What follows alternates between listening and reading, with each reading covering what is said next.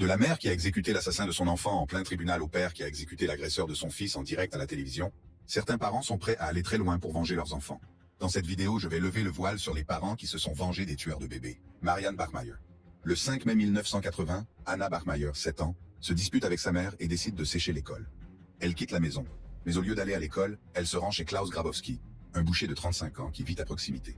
Anna s'était déjà rendue chez lui pour jouer avec ses chats, mais Grabowski n'était pas digne de confiance. Grabowski était un délinquant sexuel, condamné avec un passé sombre. Il avait déjà été condamné pour avoir abusé sexuellement de 2 jeunes filles.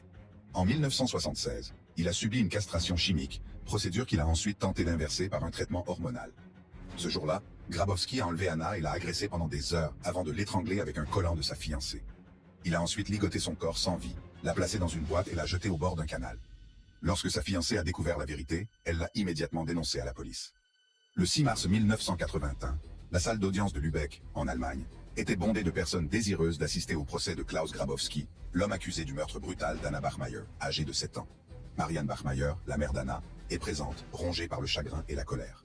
Vers 10 heures, le 3e jour du procès, Marianne se lève et sort un Beretta 70. D'une main sûre, elle vise le dos de Grabowski et tire 7 coups de feu. 6 d'entre elles font mouche, le tuant presque instantanément. Elle a ensuite baissé son arme et s'est rendue sans résistance. Marianne a ensuite été reconnue coupable d'homicide involontaire et de possession illégale d'une arme à feu et a été condamnée à 6 ans de prison. Elle a été mise en liberté surveillée après avoir purgé 3 ans. Le prochain article est consacré à un parent qui, frustré par le système judiciaire, a décidé de prendre les choses en main. André Bamberski. Le matin du 10 juillet 1982, Kalinka Bamberski, 14 ans, est retrouvée morte au domicile de son beau-père, Dieter Krombach. Kalinka avait passé l'été avec sa mère et son beau-père à Lindau, en Allemagne. Son père biologique, André Bamberski, résidait en France et avait toujours été très impliqué dans sa vie. Dieter Krombach, un médecin très respecté, a été interrogé par la police allemande à la suite de ce décès tragique. Il a admis avoir injecté à Kalinka un composé qui, selon lui, l'aiderait à mieux bronzer et lui avoir donné un somnifère.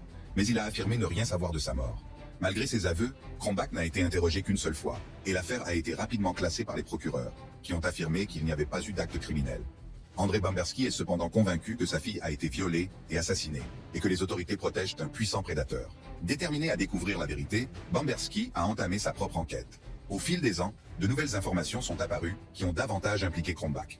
En 1997, il a été reconnu coupable d'avoir drogué et agressé une patiente de 16 ans. Malgré ces révélations, Krombach a continué à échapper à la justice pour la mort de Kalinka. Les autorités allemandes ne sont toujours pas disposées à rouvrir le dossier, et la frustration de Bamberski s'accroît. Il a le sentiment que le système judiciaire les a laissés tomber, lui et sa fille. En 2009, après presque 3 décennies de lutte pour la justice, Bamberski a décidé de prendre les choses en main. Il a organisé l'enlèvement de Dieter Krombach en Allemagne et l'a fait transporter en France. Krombach a été déposé près d'un commissariat de police en France, où il a été rapidement arrêté.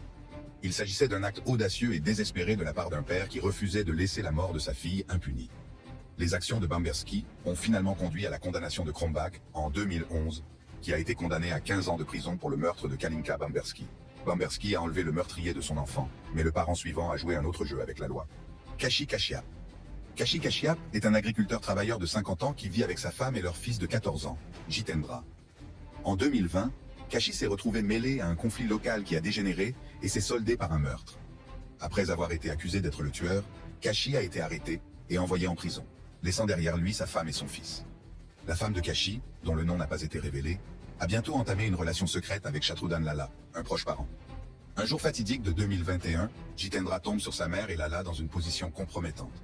Craignant d'être démasquée, la femme de Kashi et Lalla élaborent un plan sinistre pour faire taire Jitendra à jamais. Peu après l'incident, Jitendra a disparu. Son corps sans vie a été retrouvé enterré dans une fosse peu profonde au bord d'une rivière. On a d'abord pensé qu'il s'était noyé et aucune plainte n'a été déposée. La femme de Kashi et Lalla pensèrent s'en être tirés avec leurs crimes odieux et ont continué leur vie, apparemment insensibles à la tragédie. Mais la culpabilité a tendance à refaire surface et leur relation a commencé à souffrir du poids de leurs secrets. En octobre 2021, la femme de Kashi a demandé au tribunal d'enregistrer un rapport d'enquête, dans l'espoir de faire pression sur Lalla. La police a ouvert une enquête et la vérité a commencé à se faire jour. La femme de Kashi et Lalla sont finalement accusées du meurtre de Jitendra et envoyées en prison. Pendant ce temps, Kashi, toujours en prison, reçoit la nouvelle dévastatrice du meurtre de son fils et est rempli de chagrin. En décembre 2022, Kashi est sorti de prison avec un seul objectif en tête, venger le meurtre brutal de son fils Jitendra. La première démarche de Kashi a été de s'assurer que Shatrughan Lalla soit libéré de prison. Il engage un avocat et utilise ses économies pour obtenir la libération sous caution de Lalla. Une fois Lala sortie de prison, Kashi a commencé à suivre ses moindres faits et gestes en attendant le moment idéal pour frapper. L'occasion se présente enfin un vendredi soir fatidique. Lala rentrait d'une ferme et marchait sur un chemin désert, lorsque Kashi est sorti de l'ombre, armé d'un pistolet. Sans hésiter, Kashi a tiré 3 fois dans la tête de Lala, mettant instantanément fin à ses jours. Contrairement à Kashi, dont le fils a été tué par sa propre famille, ce parent a perdu son enfant à cause d'une rivalité entre gangs. Pierre Stokes. Le 2 novembre 2015, Tyshawn Lee, 9 ans, se rendait dans un parc voisin pour jouer au basketball lorsqu'il a été abordé par un homme. Il s'agissait de Dwight Boone Doty, un membre de gang connu qui cherchait à se venger du père de Tyshawn, Pierre Stokes, qui appartenait à un gang rival. Boone Doty a attiré Tyshawn dans une ruelle en lui promettant une friandise. Une fois dans la ruelle, il a exécuté Tyshawn de sang-froid. Le corps sans vie du garçon a été découvert peu après et la nouvelle de sa mort s'est rapidement répandue. La police a rapidement ouvert une enquête sur le meurtre de Tyshawn et a pu identifier Dwight Boone Doty comme le principal suspect. Les autorités ont arrêté Boone Doty et l'ont inculpé de meurtre au premier degré. Pour Pierre Stokes, l'arrestation de Boone Doty n'a guère apporté de réconfort. La perte de son fils a laissé un vide qui ne pourra jamais être comblé. 5 mois plus tard, Pierre Stokes décide de prendre les choses en main. Il a soigneusement préparé son acte de vengeance en ciblant la petite amie de Dwight Boone Doty. Pierre a retrouvé la femme et l'a sauvagement tuée. Pierre Stokes a été arrêté peu après l'incident. La police a rapidement rassemblé les preuves et a compris qu'il s'agissait d'une attaque de représailles. En octobre 2019, Dwight Boone Doty a été reconnu coupable de meurtre au premier degré et condamné à 90 ans de prison. Ensuite, un parent qui, malgré le danger, se bat courageusement contre les assassins de son fils. Reza Gul. Le matin du 17 novembre 2014, le village d'Abdul Sattar s'est réveillé au son des coups de feu. Les talibans avaient lancé un assaut brutal contre le petit poste de police où se trouvait Safiullah, le fils de Reza Gul. Le cœur de Reza Gul a sombré lorsqu'elle a entendu les échos lointains des coups de feu. Elle savait que son fils était en danger et, sans hésiter, elle s'est précipitée vers l'avant-poste. La scène à l'avant-poste était chaotique. Les talibans, dont le nombre de combattants est estimé à 400, ont lancé un assaut massif.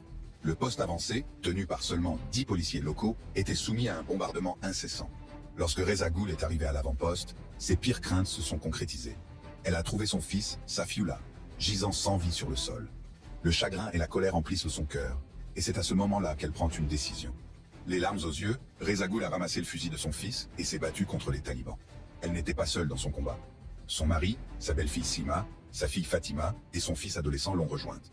Ils lui ont fourni des munitions et ont combattu à ses côtés.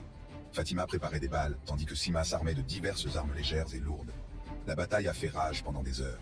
Mais au coucher du soleil de cette journée fatidique, les militants talibans ont commencé à battre en retraite. La résistance acharnée de Reza Gul et de sa famille a fait payer un lourd tribut aux assaillants. Au moins 25 militants talibans ont été tués et 31 ont été blessés. Ce parent, tout comme Reza, a entrepris une tâche courageuse pour venger la mort de son enfant. Myriam Rodriguez. Le 24 janvier 2014, à 4 heures du matin, Myriam Rodriguez reçoit un appel de sa fille aînée, Azalea, qui l'informe que son autre fille, Karen, a été enlevée. Les ravisseurs avaient appelé le père de Karen, exigeant une énorme rançon. Le lendemain matin, Myriam et son mari Luis ont vidé leur compte d'épargne et ont contracté un prêt pour payer la rançon. Ils ont déposé l'argent dans un endroit isolé, conformément aux instructions des ravisseurs. Mais au lieu de libérer Karen, les ravisseurs ont exigé plus d'argent. Myriam et Luis étaient totalement à court d'argent, mais ils ont réussi à payer des sommes supplémentaires. Mais les ravisseurs ont refusé de libérer Karen. Après plusieurs semaines, Myriam s'est rendue compte que sa fille ne rentrait jamais à la maison et a décidé de prendre les choses en main. Elle a décidé de prendre les choses en main et s'est lancée dans une mission visant à retrouver tous les kidnappeurs de Karen. Un dimanche matin de mars 2016, Myriam se trouvait sur le pont international de Matamoros, où elle attendait un homme connu uniquement sous le nom de The Florist. Il était l'un des 11 hommes impliqués dans l'enlèvement de Karen. Dès qu'elle a repéré le fleuriste près de vendeurs ambulants, elle a sorti son arme, a saisi sa chemise et lui a enfoncé un pistolet de calibre 38 dans le dos. Myriam a tenu le fleuriste en joue, jusqu'à ce que la police arrive et l'arrête. En 2016, Myriam a réussi à retrouver les 11 ravisseurs de Karen. 4 d'entre eux étaient en prison et attendaient leur procès, tandis que 6 avaient été tués lors d'un raid des marines mexicains. Malheureusement, son succès a fait d'elle une cible pour le cartel Zeta. Dans la nuit du 10 mai 2017, elle luttait pour sortir de sa voiture lorsque 2 hommes l'ont attaquée. Ils ont tiré 13 balles sur Myriam, la touchant à 8 reprises. Elle a été transportée à l'hôpital, où elle est décédée quelques heures plus tard. La parole est donnée à une mère qui a travaillé avec d'autres femmes pour débarrasser leur communauté d'un fléau qui y sévit. Anjana Bai Borkar. Anjana Bai Borkar est l'une des 5 femmes courageuses qui ont fait face à la justice pour avoir assassiné un homme qui terrorisait leur communauté depuis des années. L'homme, Aku Yadav, avait commencé sa carrière criminelle par des petits vols et des actes de voyoucratie à la petite semaine. Au début des années 1990, Aku s'est imposé comme un gangster redoutable, à la tête d'une bande de criminels. Au cours des 13 années suivantes, Aku Yadav et sa bande ont terrorisé les habitants de Kasturba-Nagar. Ses crimes étaient nombreux et horribles. Viols, meurtres, violations de domicile, extorsion et agression. Son arme la plus terrifiante était le viol. Selon les habitants, Aku aurait violé plus de 40 femmes, sa plus jeune victime n'ayant que 10 ans. La brutalité d'Aku ne connaissait aucune limite. Lors d'une attaque particulièrement brutale, il a assassiné une femme nommée Asha Bhagat sous les yeux de sa fille de 14 ans, Megha. Bhagat était la fille d'Anjanabai Borkar. Malgré de nombreuses plaintes, la police a fermé les yeux sur les crimes d'Aku. Il les a soudoyés avec de l'argent et des poissons, s'assurant ainsi leur soutien et leur protection. En 2004, les résidents de la communauté ont atteint un point de rupture. Le tournant s'est produit lorsque Aku a tenté de faire irruption dans la maison d'Usha Narayan, qui lui a courageusement résisté. La population, nourrie par des années de colère et de frustration refoulée, a décidé qu'il était temps d'agir. Le 6 août 2004, une foule nombreuse s'est rassemblée et a marché jusqu'à la maison d'Aku pour y mettre le feu. La police a arrêté Aku le lendemain pour sa propre protection. Il devait être libéré sous caution le 13 août, mais la population était déterminée à ne pas le laisser en liberté. Le jour de l'audience de libération sous caution, des centaines de femmes se sont rendues au palais de justice, armées de couteaux à légumes, de pierres et de poudre de chili. En entrant dans la salle d'audience, Aku est resté confiant et impénitent. Cet après-midi-là, les femmes l'ont attaqué. Il a été poignardé au moins 70 fois, son pénis a été coupé, de la poudre de chili et des pierres lui ont été jetées au visage. Les policiers qui le gardaient ont été débordés et ont pris la fuite. En 15 minutes à peine, Aku Yadav était mort. Malgré ses crimes, les autorités ne pouvaient ignorer le lynchage brutal qui avait eu lieu dans la salle d'audience. 5 femmes, dont Anjanabai Borkar, ont été arrêtées pour ce meurtre, mais elles ont été relâchées par la suite. Le parent suivant s'est donné beaucoup de mal pour sauver sa fille. Un père texan. C'était un matin d'été typique dans un ranch familial près de Shiner, au Texas. Le père, un jeune homme de 23 ans, connu pour son caractère facile et son dévouement à sa famille, vaquait à ses propres occupations, tandis que sa fille de 5 ans jouait à proximité. Josu Mora Flores, un employé de ranch, âgé de 47 ans, avait été engagé par la famille pour s'occuper des chevaux. Il était considéré comme un travailleur fiable, mais le 9 juin 2012, sa véritable nature a été révélée de la manière la plus horrible qui soit. Alors que le père vaquait à ses tâches quotidiennes, un témoin alarmé lui a dit qu'il avait vu Flores transporter de force la jeune fille dans un endroit isolé près de la grange. Lorsque le père est arrivé à l'endroit isolé, il a été confronté à un spectacle qui l'a hanté à jamais. Flores était en train d'agresser sa fille de 5 ans. Sans hésiter, il a arraché Flores de son enfant et a commencé à le frapper à coups de poing. Dans un accès de rage incontrôlable, le père a porté plusieurs coups à la tête et au cou de Flores. Alors que Flores gisait inanimé sur le sol, le père a pris conscience de la gravité de ses actes et a appelé les services d'urgence. Lorsque les autorités sont arrivées, Flores était morte. La fillette a été transportée à l'hôpital et examinée, et les preuves médico-légales ont corroboré la version du père. Malgré les preuves accablantes de l'agression de sa fille, le meurtre a fait l'objet d'une enquête pour homicide. Le père n'a cependant jamais été arrêté. Après mûre réflexion, un grand jury a refusé d'inculper le père, concluant qu'il était autorisé à faire usage de la force meurtrière pour protéger sa fille. Ensuite, un père qui a fait ses valises et est devenu détective pour traquer les assassins de sa fille. Eduardo Gallo. En juillet 2000, Eduardo Gallo, un consultant prospère, voit son monde s'écrouler lorsque sa fille de 25 ans, Paola, est enlevée dans leur maison de vacances. Paola se promenait avec des amis lorsqu'une bande de ravisseurs sans pitié a fait irruption dans la maison familiale. Ils ont terrorisé le groupe pendant 2 heures, volant bijoux et vêtements avant d'enlever Paola et de s'enfuir à bord de 2 voitures qu'ils avaient volées. Peu après l'enlèvement, le gang a contacté Eduardo, exigeant une forte rançon pour le retour de Paola saine et sauve. Désespéré de sauver sa fille, Eduardo a rassemblé 18 500 $ et des bijoux de valeur. Il a suivi attentivement les instructions du gang et a payé la rançon. Les espoirs d'Eduardo de retrouver sa fille ont été cruellement anéantis lorsque le corps sans vie de Paola a été découvert une semaine plus tard. Elle avait été brutalement tuée d'une balle dans le dos et dans le cou. Déterminé à ne pas laisser le meurtre de Paola devenir une autre affaire oubliée, Eduardo a fermé son cabinet de conseil et s'est transformé en détective débutant, jurant de traquer l'assassin de sa fille. L'année suivante, Eduardo a suivi des pistes physiques dans les rues et analysé des relevés téléphoniques. Il réussit à remonter jusqu'à une cabine téléphonique à Tultitlan, à une quinzaine de kilomètres au nord de Mexico, à partir d'un téléphone portable. Il explique sa découverte à la police de Morelos, qui monte alors un piège. Lors d'un dimanche fatidique, Eduardo a rejoint la police lors d'une surveillance. Depuis un poste d'observation, il a vu la police capturer Francisco Zamora Arellano, 28 ans, le tireur présumé. Le lendemain, Zamora a avoué avoir tiré sur Paola. La quête de justice d'Eduardo a finalement porté ses fruits. À suivre, un parent qui a tout risqué en assassinant sa victime en direct à la télévision. Gary Ploche. Gary et June Plocher étaient des parents dévoués à leurs enfants, notamment à leur fils de 11 ans, Jody. Comme beaucoup de parents, ils cherchaient des activités pour que leurs enfants restent engagés et actifs. Jody s'est découvert une passion pour le karaté. Et c'est grâce à cet intérêt qu'il a rencontré un homme nommé Jeff Doucet. Jeff Doucet est un instructeur de karaté de 25 ans, charismatique et sympathique. Les parents de ses élèves lui faisaient confiance et n'avaient aucune raison d'être prudents à son égard. Le 19 février 1984, Doucet propose à Jody de faire un petit tour de voiture de 15 minutes. Il était courant que Doucet passe du temps avec ses élèves en dehors des cours, et Gary et June ne voyaient aucune raison de s'inquiéter. Ils contactent la police, signalent la disparition de Jody et fournissent toutes les informations dont ils disposent sur Doucet. Le déclic s'est produit lorsque Jeff Doucet, peut-être dans un moment de culpabilité ou de peur, a permis à Jody de passer un coup de fil à ses parents. La police a pu remonter jusqu'à un motel d'Anaheim, en Californie, où Doucet avait agressé Jody à plusieurs reprises. La police a immédiatement arrêté Doucet et sauvé Jody. Le garçon a été ramené par avion à Baton Rouge, où il a retrouvé sa famille, tandis que Jeff Doucet était extradé vers la Louisiane pour répondre de ses crimes odieux. La frénésie médiatique autour de l'affaire est intense, et des caméras sont installées à l'aéroport de Baton Rouge pour filmer l'arrivée de Doucet. À l'insu du public, Gary Plauché avait prévu de se venger de Doucet. Le 16 mars 1984, Gary Plauché arrive à l'aéroport, un revolver 38 caché dans sa botte. Alors que Doucet est escorté dans l'aéroport, entouré par les forces de l'ordre, les caméras de télévision tournent et filment tout en direct. Gary a soudainement sorti son revolver et a tiré une seule balle creuse dans le cerveau de Doucet, le tuant. Pour le meurtre de Doucet, Gary a été condamné à 7 ans de prison avec sursis, 5 ans de mise à l'épreuve et 300 heures de travaux d'intérêt général. Le parent suivant a attendu des années avant de se venger. Jay Maynor. Jay et sa fille, Julia Maynor, partagent un lien qui fait l'envie de beaucoup. Mais sous la surface, un secret sombre et sinistre se cache. Raymond Earl Brooks, un homme qui était autrefois un membre de confiance de la famille, abusait sexuellement de Julia depuis des années. Brooks n'était pas n'importe quel homme, c'était le grand-père adoptif de Julia. Les abus ont commencé alors que Julia n'était qu'une enfant, et se sont poursuivis pendant des années. En 2002, l'horrible vérité a été révélée. Brooks a plaidé coupable d'avoir abusé sexuellement de Julia, qui n'avait que 8 ans à l'époque. Malgré la gravité de ses crimes, Brooks n'a passé que 27 mois en prison, avant d'être libéré sur parole. Jay Maynor était tourmenté par le fait de savoir qu'il n'avait pas pu protéger sa fille d'un tel monstre.